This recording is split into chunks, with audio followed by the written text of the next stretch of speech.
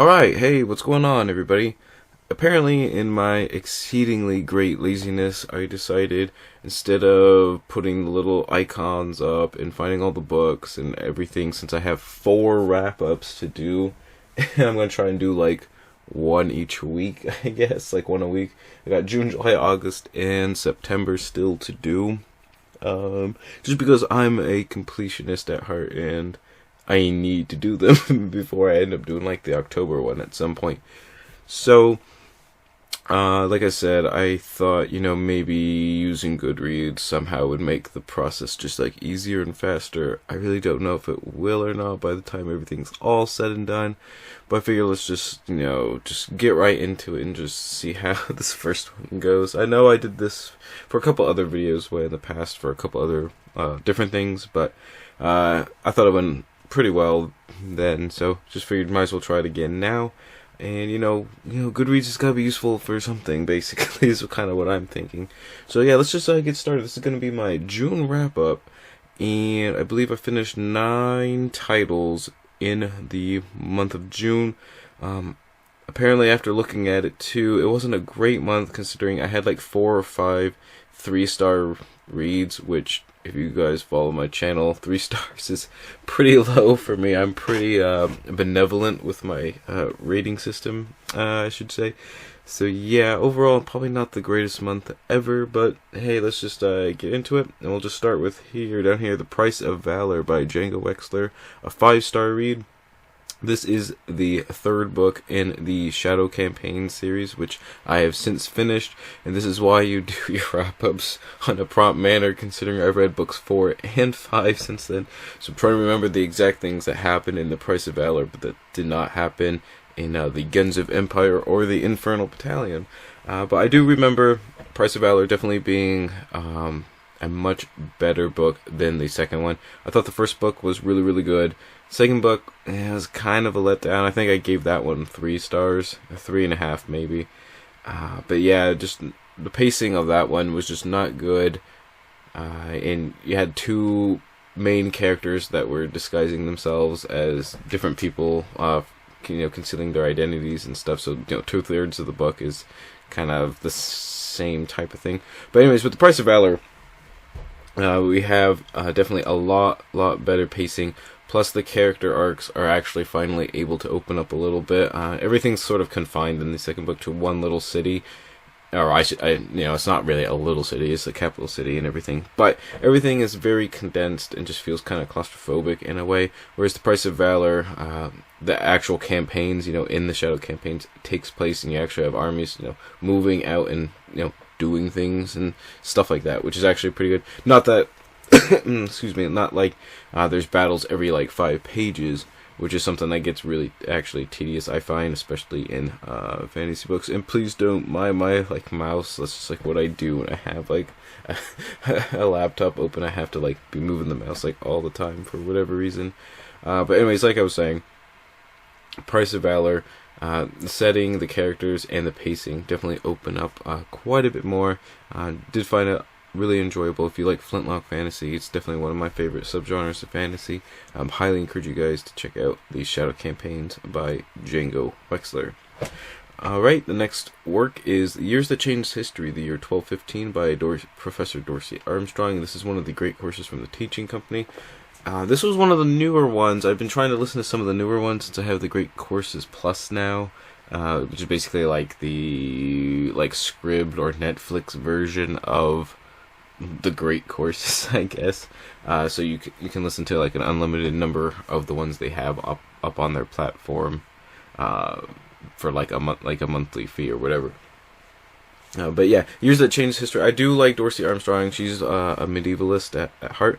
I thought this one was kind of interesting at first, in that it didn't deal just with like medieval Europe. In 1215 we have like for example, a lot of stuff going on with like the Mongol Empire, some stuff in Japan and stuff. However, I felt like it was almost kind of like an arbitrary sort of thing kind of going on, I guess, if that makes any sense. And that a lot of the lectures are very disconnected from each other, except for the fact that it's taken place in roughly the same generation or so. Obviously, not everything that's covered is the exact year 1215.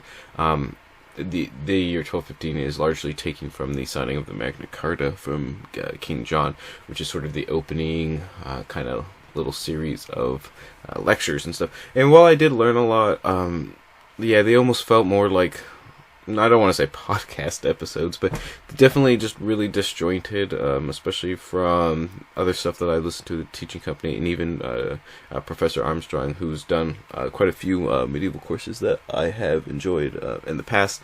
So yeah, that was kind of definitely a letdown in the sense, it just, I'm not really actually sure what the kind of the purpose is, what the purpose really was of this course.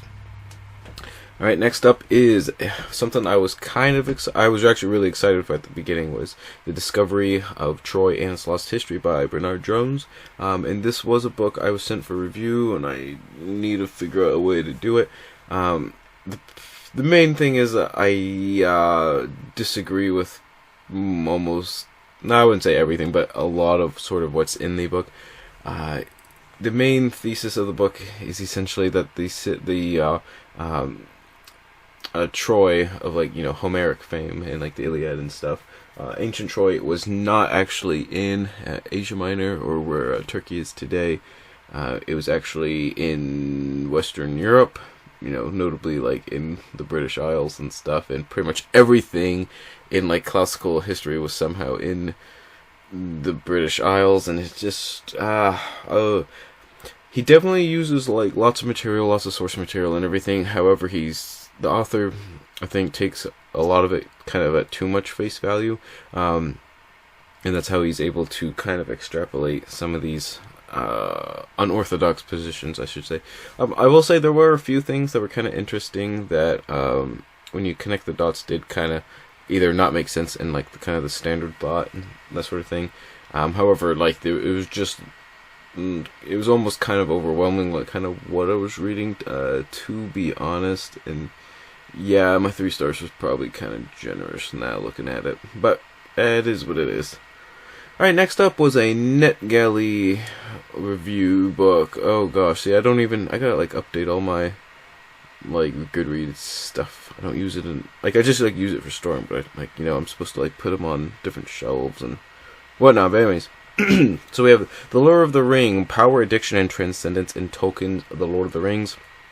And this just sounded really cool. This is by Alan James Strachan.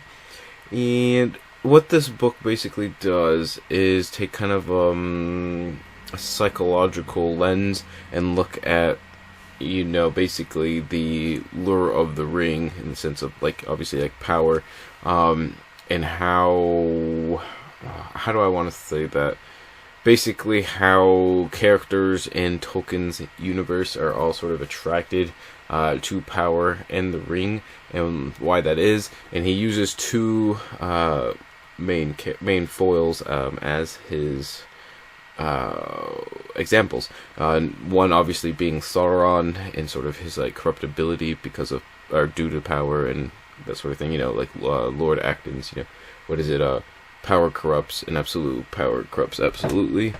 And also on the other side of the spectrum is Tom Bombadil, who essentially has nothing to do with the ring, like, whatsoever. It really has no pull, nothing on him. Overall, it was just kind of a strange book. It wasn't too long. I think it was only like 100 or 150 pages. However, I do think it was all like, this is like another work where it was like looking a little bit too much into sort of the Middle Earth lore and like Tolkien's word choice and stuff like that. Looking a little bit too much into it to kind of pull out some sort of like that psychology, like master's thesis or something. Not really sure what was kind of going on there. And here's like another 3-star review. We have The Free by Brian Ruckley. What I did like about this one is this is a fantasy novel, but it's also a standalone, which is something I kind of really enjoyed, because I didn't have to, read a whole like series and feel guilty about adding like to my giant like collection of series that I've started but have yet to finish. But basically, in this one, we have a mercenary band that is kind of set in. I wouldn't say it's like a high medieval European setting, but it's definitely like a medieval in the sense like you have like kind of like the medievalish powers, kind of have like kind of the not like necessarily Viking per se, but you got kind of the more uncouth like kingdom or something, and then you got also like desert peoples as well. But I'm not really sure what to make of it because it was almost there was a lot kind of going on. We had things most normally known as the Clamor, which is this sort of like unstoppable force that has like sort of manifested itself from basically magic wielders in this world. When people use magic, it kind of eats at like their life essence, so it's not like something you can just like throw around willy-nilly. And if you essentially destroy yourself using magic on purpose, you can kind of create like some weird manifestation in the natural world, that's gonna linger on after you're gone. And that is sort of, in some of them, they're apparently able to be tamed to a certain degree, which was kind of strange. But yeah, the main character is this young man who kind of gets told he has to join this mercenary group. Not join the group per se, but has to almost be essentially be like this king's like lawyer to make sure that the contract gets fulfilled to the letter, that sort of thing. But yeah, it just was not my favorite. I know this is a terrible review of the book. Like I'm not. I guess that's why you're supposed to do wrap-ups right after it. But let's just say it wasn't super memorable, and that's why I can't give it like a great sort of wrap-up. It was just like kind of like I said, it's just kind of like your standard, almost just like high fantasy, except it was just like boiled down to one book. I mainly bought it because of like the artwork here on the cover, which I thought was really cool. But yeah. Just wasn't my cup of tea. But apparently I was trying some fantasy because there's like 3 or 4 fantasy books here. Next up we have Blackwing by Ed McDonald. This is the first book in the Ravensmark. However, this was definitely a 5-star book. This was definitely one of like kind of my hidden gems of the year. I don't know, this is like a uber grimdark, and when I say grimdark, I mean like any scene I'm reading in this book, and also its sequel, which is Ravencry. Whenever I'm envisioning it in my head, it's always like bleary gray and like drizzling rain. Not like a hard rain, but just drizzling rain to make everything like just muddy and cold and wet, basically. That's how this grimdark, how grimdark this book is. We follow Rael Galharrow, who is one of the members of kind of I don't want to say a secret organization. I don't want to get too into that per se, because that might kind of ruin some stuff. It's not really secret, but anyways. We have this one city on this outpost that is trying to keep the flood of these like enemy like Draugr, like kind of vaguely not undead things, but I don't know, they're like subhuman. I guess they're humans, but kind of like subhuman people things, I guess. And they are led by some entities known as the Deep Kings, who theoretically could just like wipe the floor with like regular people. However, humanity has this one super weapon known as Null's Engine, so it's kind of got like a steampunk vibe going on. And it's definitely Flintlock fantasy, because there are like flintlocks and stuff as well. But anyways, Null's Engine is some sort of like giant I don't even know. It's like a cannon powered by the magical essence known as Floss in this world, which Floss has to be derived from floss spinners, essentially weaving it from like the moonlight and everything, which is a really cool concept. But anyways, Null's Engine just is like, not the atomic bomb, but I don't know, I envision it as some sort of like giant particle laser cannon thing, or that actually destroyed one of the Deep Kings way back when. And yeah, like they're kind of fearful of it, and so in between the two opposing sides, you have like I said, you got like kind of humanity on one side, and in between is this giant no man's land that is known as the Misery, where it's almost like a nuclear wasteland. If you're out there for like too long, you start getting like weird side effects and stuff, like the shakes and everything, just from like being out there. But anyways, you have this giant place known as the Misery, just because nothing good, nothing normal can live out there. And it kind of keeps them separated, which, oh my gosh, I haven't touched it for like 3 minutes, so it went black. Hopefully that didn't screw up the recording. I assume it's still going. But anyways, definitely really enjoyed it. It was just really good, dark, grimdark, flintlock fantasy with a cool character. The main character, Gal Harrow's narration of events is very reminiscent of Croker from the Black Company, which is really good considering I love Croker from the Black Company. But the author's like use of like metaphors and like similes and stuff is really, really good. Some of them are actually really funny and just kind of makes you like chuckle as you're reading it. So definitely encourage you guys to check out Blackwing if that sounds interesting to you. Alright, next up we have The Ill-Made Knight, which is the third book in T.H. White's Once and Future King. I can't say enough good things about this series. This is an Arthurian retelling. First book being The Sword and Stone, the second book The Witch in the Wood. The Ill-Made Knight gets its name from this is where Lancelot, because Lancelot is the main character of this book, and he sort of joins the Knights of the Round Table and everything. And the Ill-Made Knight obviously takes the relationship between Lancelot and Guinevere as sort of the main kind of thrust behind everything, and sort of the tension it wreaks between the knights from Orkney, Arthur, Guinevere and Lancelot, everything. Also, the quest for the Holy Grail and stuff is sort of a side thing, kind of in the background during a lot of the Ill-Made Knight as well. So it's kind of an interesting sort of setup. But I love the seriousness combined with whimsy that T.H. White is able to do somehow. It's just a magnificent read. I don't know, the way he writes is just really, really good. He's got some really, really hard-hitting stuff if you just like take the time to like kind of like slow down and read it and like reread it. Like some of the observations that he makes, he's talking ostensibly about this like medieval life and everything, so it shouldn't really apply quite as much to today as it does, but it really, really does. Obviously, because that's sort of almost a veneer for just some of the observations he's making about life in general. But can't recommend that one enough, especially if you like retellings, if you like Arthurian stuff. You really got to check it out. Alright, next up is Angron, Slave of Nuceria.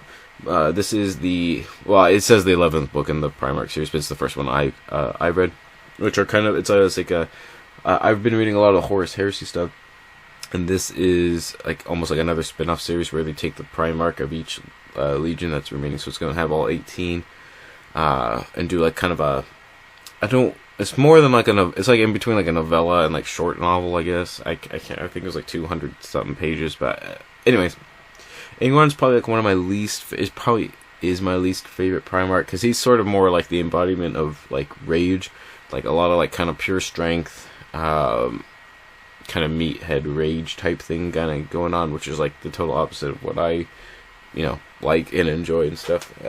But anyways, it does describe why sort of he is the way he is, and how it's not all completely his fault. Having grown up on Nuceria, even as a child, he is essentially being forced to enter like really like gross and sadistic sort of gladiatorial combats. For example, one of the first ones he has to participate in as a slave is I think it's like a giant battle royale where there's sort of an obelisk in the middle, and you have to keep climbing up. Well, you don't have to at first, but essentially the arena gets filled with this like caustic acid stuff, and the only way to survive is to basically make your way up to the top of this obelisk. But obviously it's only going to fit one person out of the 100, so you have to kill like all your friends and family and this and that, and he really doesn't participate in this at all. I know that's kind of hard to describe. He like kind of actively tries not to like fight anyone per se. It's more just like he obviously is a Primarch, so he's gonna, even as like a young kid, he's pretty much way stronger, way smarter than everyone else around him. So he pretty much has no choice but to win in the end. But also describes a little bit of the Red Nails, which are where Angron gets a lot of his rage. And it's essentially metal like implants that these new Syrians like devised that essentially just like go into your brain and kind of instigate like kind of the fight or flight response, except it's like always fight. So it's like like just like testosterone and fight like on steroids, just like in your head all the time, and you can't turn it off. So that's kind of what the hand he sort of has been dealt with, and that's why he is the way he is throughout like the Horus Heresy, for example. So I thought it was definitely kind of interesting in that. And this is definitely good practice for like why I probably won't be using the Goodreads thing unless I'm just feeling super, super lazy for the next wrap-ups. Just because I'm doing a terrible job and the screen keeps going black and everything. Alright, in the last book here, we have, my 5th 3-star review. Oh my goodness. Wow, I think it was, I guess 3 5-star, 1 4, and 5 3 stars. And this one's even a classical history book. It's 10 Caesars, Roman Emperors from Augustus to Constantine by Barry Strauss. This is my 3rd book by Barry Strauss. I love The Death of Caesar. I thought that was really good. I think he gave it 4.5 stars, if I remember correctly. Then I read The Trojan War by Barry Strauss, and it was not my favorite, so I gave him another chance with 10 Caesars. Just because I've been seeing this one pop around a lot on my classical history stuff that I like follow on Twitter and kind of like just online in general and stuff. Because he's sort of a big name now in kind of the classical history writing scene. And 10 Caesars really, I don't know, there was nothing really wrong with it per se, but a lot of it was just kind of your run-of-the-mill boring, just fluff stuff. He picked 10 emperors, from Augustus to Constantine. Obviously picked like almost all the big name ones, though he did kind of cover almost everyone in the sense like even though like some people got skipped over like Claudius and stuff, he talked about them like a little bit in like, for example, like Nero's little biography. But I don't know, it's just there was too many Caesars to make any in-depth at all on any of them. But it just, I don't know, it just felt like 10 like little vignettes more than like full biography. Not that it's meant to be a biography per se, but I just don't think it brought anything new to the table at all. And it just, some of his observations are questionable, like using the source material. Like for example, like using some primary sources that are very gray as to whether they're accurate or not, and just kind of taking them at face value and just kind of going with it. But anyways, like I said, I don't see why everyone was just praise. I think it was just like an overhype. But though I have seen that it has dropped, because I remember when I think I first put it up here, it was like when I only had about 100 or like 50. I don't know. It wasn't much more than 100 if I remember when I put the rating up there. And it was like over 4, and I just couldn't figure it out. But yeah, it's dropped a little bit since then. So yeah, 3.86 probably isn't like too bad of a rating in my opinion. But like I said, if you've never read anything about like the Roman Empire, you probably would like 10 Caesars, basically because it's almost like 10 little stories strung out together, but obviously with a connecting thread between them. So yeah, I would recommend this if you're interested in like I don't know, if you're interested more in like kind of like the big men of history type school of thought, where you just want to read like sort of like biographies of like quote unquote important people from history or whatever. 10 Caesars definitely would be something you probably would like. If you've already read a lot of like Roman history and you're very comfortable with it, probably not much new to gain there. So there it is, everyone. Those were the 9 books I read in the month of June? Yeah, June. Holy cow. And that is why I need to do my wrap-ups a lot sooner, because I had a hard time remembering half the stuff that was going on in some of these books. So yeah, tell me what you guys thought about any of these books, if you read any of them or their authors. Or like series or whatever. Tell me what your thoughts were. If you can remember your favorite book from the month of June, leave a comment down below. I'll be glad to check them out. I'm always interested to see what other people are reading, though this obviously was like 4 or 5 months ago, so I don't blame you if you can't remember off the top of your head what your favorite was. But anyways, just don't forget to comment, like, subscribe if you feel inclined to do so. Check out my Twitter and Instagram. And I think that's all the plugs I have for you guys today. So yeah, whether June was a good or a bad month for you, that was a terrible transition. See, that works pretty good, when I say read victoriously after that, except, it's got to be like the month that just ended. Whereas if I do it about June, it really doesn't make a whole lot of sense now, does it? But essentially, I'll just remember, read victoriously.